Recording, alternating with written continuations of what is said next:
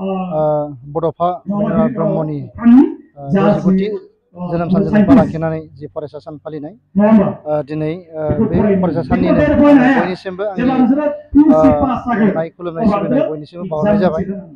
दिनै सनितपुर जिल्ला दुलाराय बर' फरायसा आफादा नैबे लाल बाहादुर शास्त्री गेजेर आरो गोजौ फरायसालिनि गेवलां गेलेग्रा फोथाराव सानसेनि हाबाफारि लानानै नैबे 23 मार्च फरायसा सान लोगोसे बड'फानि जि 60 जोनोम सान बेखौ फालिगासिनो दङ। बिनिनो जि गेवलां सावरायमेल मोनथाम टपिक आयदाखौ लानानै बेहाय सावरायनाय जादोंमोन। मोनसे जाहैबाय गेरेमसा बर' माहारि दानायानो एबसुनि गुबै थांखि, दिनैनि फरायसायानो बर' हारिनि इयुन, बर' माहारि बादजोंसो हारिया थांना थागोन। बे मोनथाम आयदाखौ लानानै जि सावरायमेल, बे सावरायमेलाव आङो गाहाय महरै बाहागो लाफैनो मोननानै जोबोर गोजोननाय मोनदों। बेवहाय गोबां फरायसाफोर बाहागो लाफैदों, गार्जेन दिथागिरि आरो ओनसोलनि मेलेमजिबि बर' थुनलाइ आफादनि गुबुन गुबुन आफादनिफ्राय बेहाय बाहागो लादों। आं आसा खालामदों दिनैनि बे जि सावरायनाय बेनि गेजेरजों जों बड'फानि जि सानथौ आरो सानस्रि बेखौ जों समाजनि गेजेराव फोसावनो हायोब्ला, बड'फानि सानथौ आरो सानस्रिजों जोङो बर'फा आवगायलांनो हायोब्ला थारैनो इयुनाव जोङो जि गेरेमसा बर' माहारि दानायनि जि थांखि दङ बे जाफुंसार जागोन होननानै आङो मिजिंथिदों। बेयो बर'नि थाखाय जोबोद गोजोनथाव खौरां। मानो होननानै बुङोब्ला दुलाराय बर' फरायसा आफादा उपेन्द्रनाथ ब्रह्मनि जि जोनोम सान बेखौ फरायसा सान हिसाबै एबा सात्र दिबस हिसाबै फालिनांगौ होननानै जोङो डिमान्ड खालामबाय थादोंमोन। आसाम सरकारा बेखौ गनायथि होनानै बेखौ मुलुगसोलोंसालि इउनिभारसिटि जेरावखि जाया मानो दिनै बेखौ फालिदों। आरो बेजों लोगोसे जोंनि दुलाराय बर' फरायसा आफादाबो दतमायाव खुंनायजों लोगोसे आसामनि खना खनला मोनफ्रोमबो जिल्ला दख'रा इउनिटआव बेखौ जों फालिदों। थारैनो जोङो गोजोननाय मोन्दों बर' हारि जानानै। मानो होननानै बुङोब्ला बड'फानि जि सानथौ आरो सानस्रि दिनै बर'फोरनि गेजेरावल' बेखौ दोनालासिनो मुलुगावनो जोङो बेखौ फोसावनांगोन। मानो होननानै बुङोब्ला जोङो हारिनि थाखाय जोङो जायखौ रड मडेल होनना बुङो, जायखौ लाना जों थांना थागोन, जायखौ लाना जों आगान सुरलांगोन, दुलाराय बर' फरायसा आफादा बड'फाखौ लानानैनो मोनसे रड मडेल हिसाबै जों आवगायलांनो थाखाय मोनसे थांखि लादों। आरो दिनै बे थांखि लानाया दिनै मोनसेनि उनाव मोनसे बियो आवगायलांगासिनो दङ। जोङो मोनथाम आयदाखौ लानानै फारियै गुबैयै सावरायनाय जादोंमोन। बेफोरनो जाबाय, से नम्बराव गेरेमसा बर' माहारि दानायानो एबसुनि गुबै थांखि। आरो 2 नम्बराव दिनैनि फरायसायानो हारिनि इयुन। आरो 3 नम्बराव माहारि बादजोंसो बर' हारिया थांनानै थागोन। गुबैयै बे आयदाखौ लानानै जोङो दिनै मोनसे गेवलां सावरायमेल लानाय जादों। आरो बे गेवलां सावरायमेलावनो गाहाय आलासि हिसाबै दुलाराय बर' फरायसा आफादनि सुबुं फोनांजाब नेहाथारि राजेश बसुमतारी बिथाङा बाहागो लादों। आरो बेजों लोगोसे थि बुंथिगिरि हिसाबै तेजपुर जौमा फरायसालिनि बर' बिफाननि बिबुंगोरा डक्टर लकिराम नार्जारी आरो बुंथिगिरि आलासि महरै राङापारा जौमा फरायसालिनि बिबुंगोरा रितेन बसुमतारी आरो बेखेवगिरि आलासि महरै बारग' एबसुनि जिल्ला एबसुनि लोगो आफादगिरि समु बर' बिथांमोना बाहागो लादों।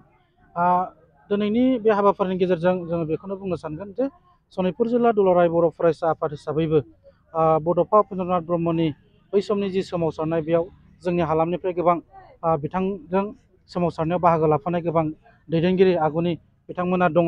आरो जों आसा खालामदों बड'फा उपेन्द्रनाथ ब्रह्मनि जि आद्रा थालांनाय सिमां, आलादा रायजो सोरजिनायजों लोगोसे बर' हारिखौ गेरेमसा हारि दानाय, मास्टारेस दानाय, आरो बै आद्रा थानाय सिमांखौ दिनै सनितपुर जिल्ला दुलाराय बर' फरायसा आफादाबो जोङो जिल्लानि सिङाव थानाय गुबुन गुबुन गामिफ्राव जोङो जांख्रिखांनाय मोनसे हाबाफारिनि गेजेरजों, बड'फा गोजोरथियारि सोलायनाय मावथांखि हाबाफारिनि गेजेरजों बा साइकेल रेलि हान्जा सुरनायनि गेजेरजों, गुबुन गुबुन हाबाफारिनि गेजेरजों दिनै सोलोंथाइ बिथिं, आबाद बिथिं, रांखान्थि बिथिं आरो समाजखान्थि बिथिंखौ दिनै फोजाखांनाय हाबाफारिखौ जोङो लेन्थ्रियै लाबोबाय थानाय जादों। आरो जों आसा खालामदों दिनैनि बे थासारियाव जोंनि बर' फरायसा फरायसुलिफोरा मोजां लेखा फरायनायनि मोनसे परिबेगाव दङ। जेरै थांनाय गोलाव समाव जोंनि ओनसोलफोरा आर्मि पुलिसजों गाग्लोबजानाय, बा जोङो मोजां मोनसे फरायनाय मोजां फरायसालि गैयामोन, बा मोजां थासारियाव जोङो फरायबोनो हायाखैमोन। बै समाव जोंनि माखासे आन्दालन, जिहेथु जोङो सोमावसारनाया गोबां रोखोमनि गणतान्त्रिक आन्दालन आरो जोंहा हाथियारनि सोमावसारनायबो जादोंमोन, जायनि थाखाय जोंनि फरायसा फरायसुलिफ्रा नांगौबायदि सोलोंथाइ लानो उसुबिदा हयथ' जादोंमोन। नाथाय दिनैनि दिना मोनसे मोजां परिबेक, बिटिआर गोजोन गोरोबथानि गेजेरजों दिनै सान्थि फैबाय। आरो बे सान्थिनि गेजेरजों जोंनि बर' रायजो राजाफोर बा फरायसा फरायसुलिफोरा गोसोबायदि फरायनो हानाय, फरायसालियाव थांनो हानाय, आबादारिफोरा मोजां आबाद मावनो हानाय, बेफार फालांगि मावग्राफ्रा मोजाङै हर सान बेफार खालामनो हानाय मोनसे बेबायदि परिबेकआ दिनै फैबाय। जोङो आसा खालामगोन दिनैनि बे परिबेकनि गेजेरजों बर' हारियाव एसेबाबो सोलायनाय फैगोन आरो जौगानाय फैगोन। बेजों लोगोसे जोंनि फरायसाफोरा मोजां फरायनानै साफा साफा गावनि जि थांखि बे थांखियाव होसोनायाव जों दुलाराय बर' फरायसा आफादा हानायसेबां बिथांमोनखौ मदद खालामनो थाखाय जोङो जेब्लायबो राजि दङ। दा बेनिखायनो जोङो दिनै फरायसा फरायसुलिफोरखौ लानानै बांसिन गुबैयै जोङो खामानि मावबाय थादों जाहाथे दिनैनि फरायसायानो गाबोननि इयुन बर' हारिनि सम्पतिब्ला जों दिनैनि फरायसाखौ जोथोन लानाया जोङो दुलाराय बर' फरायसा आफादनि गुबै खामानि जानांगोन। आरो बेनि थाखाय आङो रायजो राजाफोरखौबो खावलायगोन जाहाथे गामि ओनसोलफोराव समाज बेब'स्थाफोरखौ थिग खालामनायनि गेजेरजों फरायसा फरायसुलिफोरखौ फरायनो थाखाय मोनसे मोजां खाबु होयो जाहाथे गान बाजोन दामनाय देनायनि गेजेरजों फरायसा फरायसुलिफोरा जाहाथे आद्रि जाया। फांसन फानला बायदि बायदि मेलाफोराव जोंनि फरायसा फरायसुलिफोरखौ जाहाथे हगार हरनो नाङा।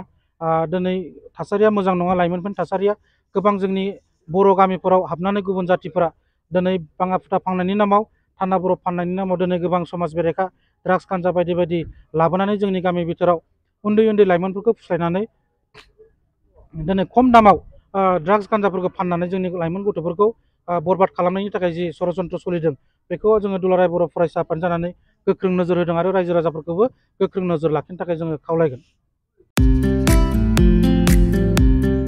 मोनसे गोजोनथाव खौरां, दतमा इउएन एकाडेमि फरायसालिया लानानै फैदों मोनसे गोजोनथाव खौरां। नंगौ, दतमा इउएन एकाडेमि फरायसालिया लानानै फैदों बेसेन नाङै मुं थिसननाय।